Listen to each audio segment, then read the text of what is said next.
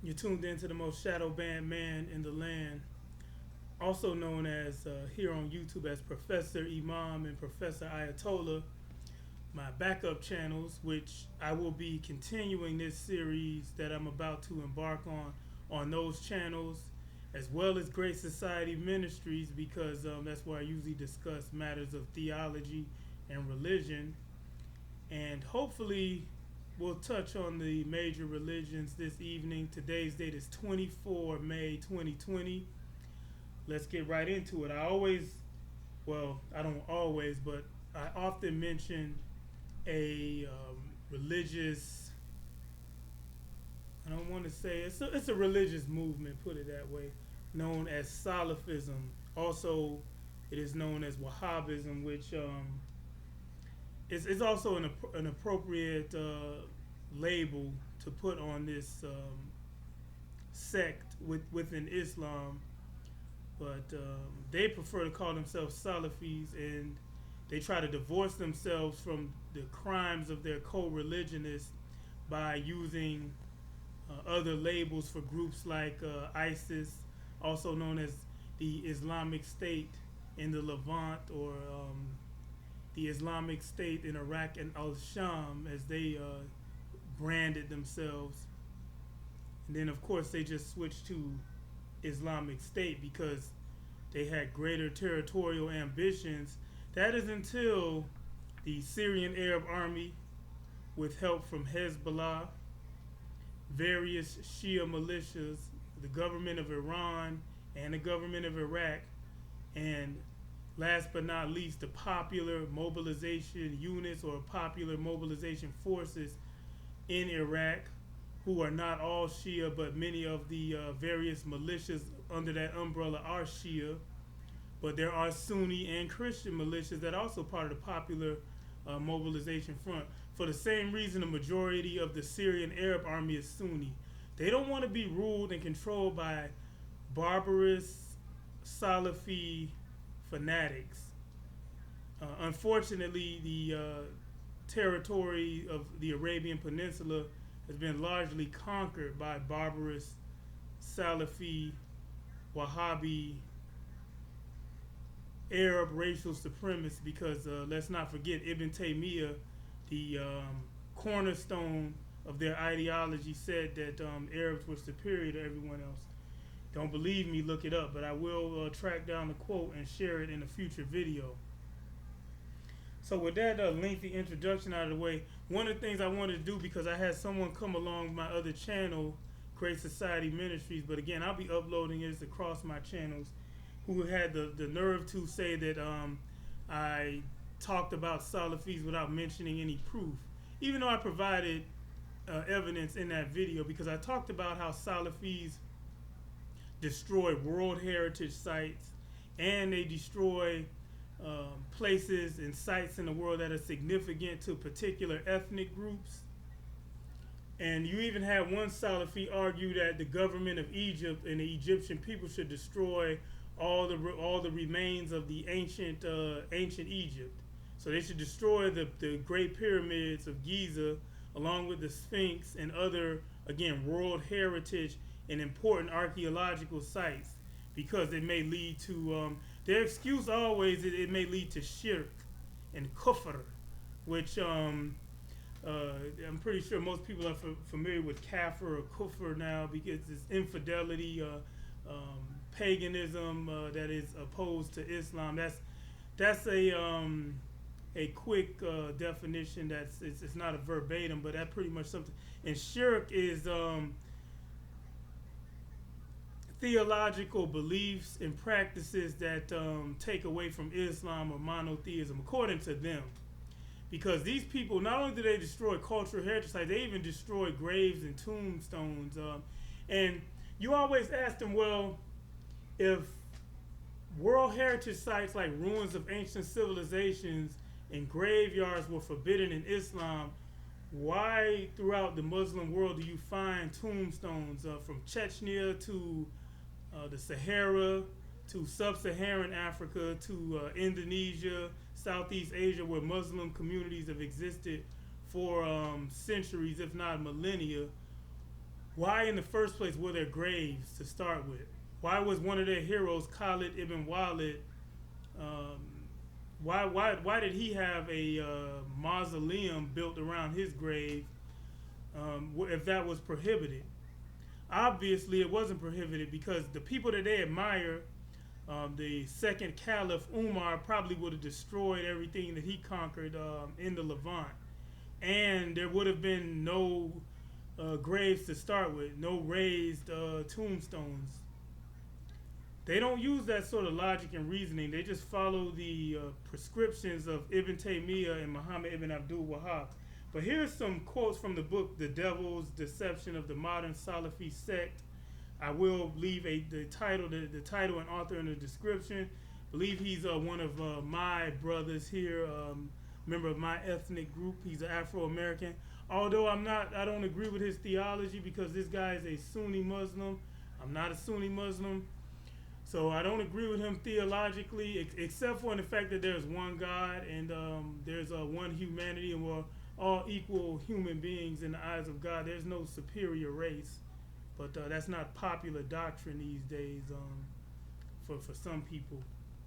Not just the Hebrews and Judaics. Unfortunately, that has found its way in Islam as well. I'm just going to go over these highlights. Kendall does them in no particular order, but this guy made strong arguments throughout this book for why this modern day Salafi sect is the devil's deception. But let's start, shall we?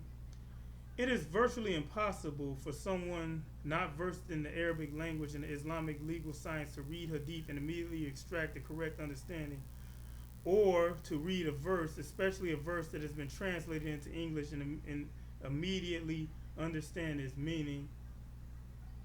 Was that one of my quotes? These are popular highlights, I think, because that sort of thing. But he's right about that. But also, I would say he's right with a caveat, because this is the excuse that people who are fans of the Bible use as well. Well, if you don't know the original Greek, Latin, and Hebrew, you can't really interpret the Bible. And what I have to say to that is what our friends in the United Kingdom says when they hear ridiculous stuff. Bullocks. That's total bullocks. You can understand the basic gist of any religious text through multiple translations. I don't care what anybody tells you. There are several English variations of the Quran, and when you have trouble with particular words, or you always have those words that are lost in translation because there's no one word in the next language to adequately describe or convey the meaning of that word. For example, one of my favorite words comes from German. It's Schadenfreude. I believe it's the pronunciation. Don't ask me to spell that. But it basically means that you take pleasure in other people's suffering, if I'm not mistaken. So you see, that one word conveyed an entire sentence. So what people who want to give authority to crazy religious clerics, especially from fundamentalist sects of any religion, that's one of the devices that they use to confuse and silence their opponents. They like to say that, oh, if you don't know the original language, you can't speak on this particular subject. Well, I'm here to tell you that that's not true. You can convey the general meaning, and in addition to that, again, words that aren't translated appropriately or that cannot be translated in one word, that's where you go into depth with particular words. Now, continuing on, let me see if let me find some better.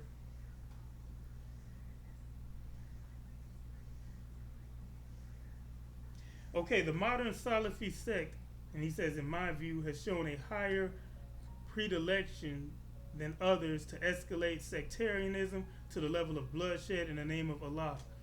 Now, we've seen that from the very beginning, and what I'm going to do, this ongoing project, there's also a book I'm reading about the history of Saudi Arabia, Salafism, and the Al Saud crime family and how they took over the Arabian Peninsula.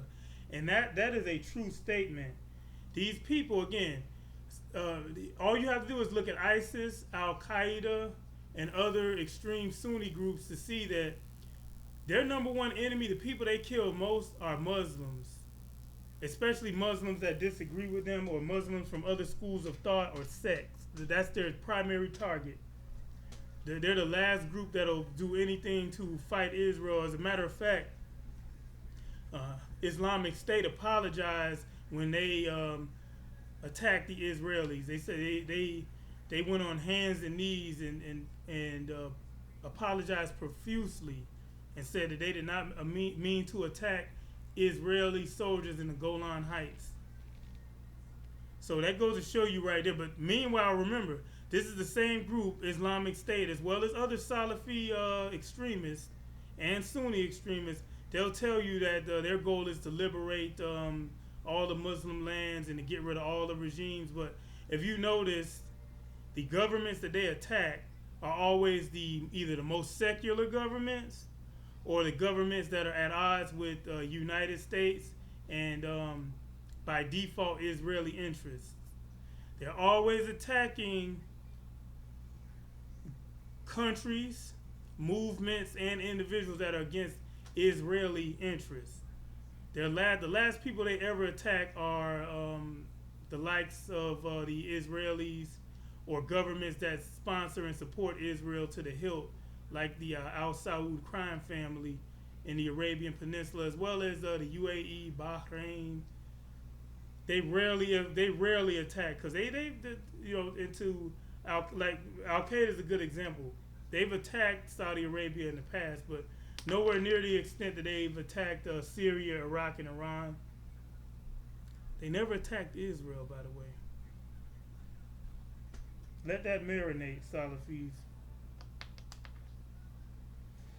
Okay, I'll continue on with the quote. As for their claim that a Muslim has no option but to become a Salafi, there is no basis for it in the Quran or the Sunnah. The Sunnah is the traditions of the Prophet Muhammad. May God bless his soul as well as his family. So I would like to say that once out of expedience for the sake. So sallallahu alayhi wa alihi wa sallam. And let's continue on. Saying the only option for Muslims is to be a modern day Salafi is to impose upon him an act not sanctioned by Allah, or have they partners who legislated religion for them in what was not sanctioned by Allah. The truth is, the only acceptable option for Muslims is to submit to Islam and all that it entails, including the decision of Allah and the decisions of the Prophet of Allah. As Allah has said, it is not for any believing man or woman when Allah and his messenger have decided an affair to have any other option, choice in their affair. And whoever disobeys Allah and his messenger, and then he has certainly strayed far away. So, there you have it. And I've said this before. They break precedents established by earlier Muslims. And they claim to follow the Prophet Muhammad and the three succinct generations after him. That's their whole claim.